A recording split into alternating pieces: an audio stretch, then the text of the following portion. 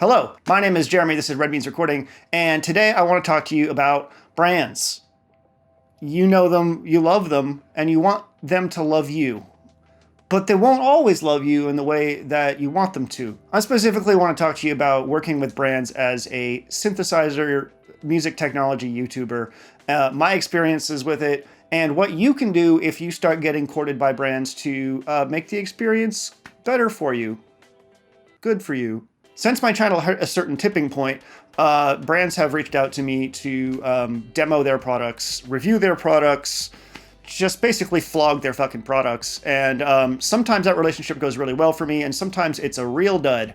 And what I've noticed is one of the things that makes a brand really good to work with is that it has a good person that is in between the brand and you. These people can be called, influencer liaisons, media liaisons, social media liaisons. I don't know why I'm using the word liaison so much, but basically they are in charge of talking with you and making the deals with you on behalf of the brand. Out of the 25 or so companies that I have worked with over the last 2 years, 2 of those companies have amazing people that are working with me and with others and really, really give a shit about the relationship, and everything goes amazingly. That's rare. The easiest way to talk about this would be to go through the things that I think are important when you're working with brands, and then tell you a little bit about some experiences that led me to think this is important. The first thing I think that you want to do is sort of figure out if you are more of a demoer or a reviewer.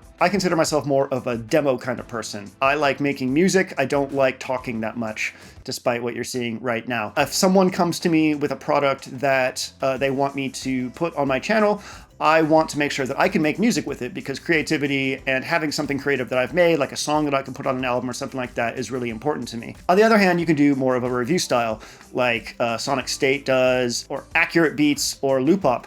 Now, these things don't have to be exclusive. These people do demos in the review at the same time, but it's usually a mix of sounds and talking about the unit and hopefully pointing out what makes it good and some of its shortcomings. As in video games, there's an impetus to not talk badly about the product, because then you'll lose the relationship with the company. And this is problematic in a lot of ways. I think you might be surprised to learn that the way that I approach doing these kinds of things through the demo is probably the most disingenuous that you can do.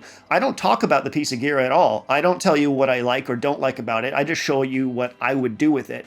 So in a way, being a demo person can be a bit more viral and sort of like underhanded when it comes to showing off a piece of gear, as opposed to sitting down, talking about it, and telling people what you like and don't like about it. So figuring out what you want to do with the gear in general and positioning yourself strongly in that camp is a really, really good way to start when you're being approached by brands or want to be approached by brands. The second thing I want to talk about is figuring out what you're worth. And this is really hard, especially when you're starting out. And a lot of companies will take advantage of the fact that you don't know what you're worth. And what I mean by that is charging per video. You're going to get a piece of gear. Hopefully you're going to keep that piece of gear, and we'll get to talking about loaners and stuff like that in a bit. But is your time learning that piece of gear, making a video about it, is it worth something to you? And it should be, because you're doing these companies a solid. They need you more than you need them. It's nice to get a new piece of gear for free to, have in your studio, but you also are doing a lot of work for them. So deciding what you're worth, and that's going to be a really hard thing for you to do. You may find that you don't want to charge, and that's okay. But keep in mind that companies would much rather not pay you than pay you, and you're going to find it harder and harder as you go on if you're not figuring out like a set fee per video to sort of reestablish that. I've definitely fallen into that camp. I find it very, very hard to charge money. The third thing that I think is really important is when you start talking with a brand about doing a video for them with their product, you get things in writing. I'm not going to name any names of any companies, but I recently got an email about a product that I did a number of videos for. They were like, hey, it's time to send that product back. And throughout the entirety of our conversations about me doing videos for them, it was never ever mentioned once that this was a loaner unit. I despise the idea of a loaner unit. I think it works really, really well for the old guard sort of like magazine sort of review kind of thing. They were in the business of doing reviews and making articles, not making music. I'm not that way. If I get a piece of gear and I spend time learning it, I expect it to stay in my studio so that I can continue to use it. If I choose to sell it down the line, then that's fine. If I'm not getting paid for a video, then the gear is payment, and the value that I get out of it is either using it in a new and creative way or selling it. That's how I work. And here's the things that I would want to get in writing. Is the unit a loaner or not? What's my fee per video? How many videos am I making? What kind of videos are they? And when do you expect them to come out? Does the company get any sort of editorial say over the video or not? So now some stories. The good, the bad, and the ugly. I already mentioned that there's two companies that I've worked with who are nothing but amazing. And they're two of the bigger companies. They have people in charge of interfacing with me that really, really seem to care. And the interesting thing about both of those people is that from what I understand, they are taking chances within the confines of this position. So that means that previously these companies only really thought about doing the old school kind of like magazine review sort of thing. And these people saw YouTubers and were like, hey, guess what? There's a lot to do here. Like there's a lot of potential here. And so they are spearheading these initiatives to get people like me to show off their products. And they are really, really passionate about it. And the interesting thing is they're actually seeing a lot of returns based on that. So bless you both. I think you know who you are. If you don't, I'll thank you in Twitter or something. I love you. You're great. How about a bad story? There was one company who shall remain nameless, but one of the main synth manufacturers who reached out from an office in Europe with nothing but praise for my channel, and were really excited about working with me. They offered a ton of stuff, like way more stuff that I could possibly learn in a period of time, but they were like, it's a loaner. And I'm like, no, thanks. I don't want to do that. So we whittled it down to like, okay, well, we'll work with this piece of gear, and then down the line, we'll send you another thing, and you can, we'll just see how it goes. So I'm like, okay, great.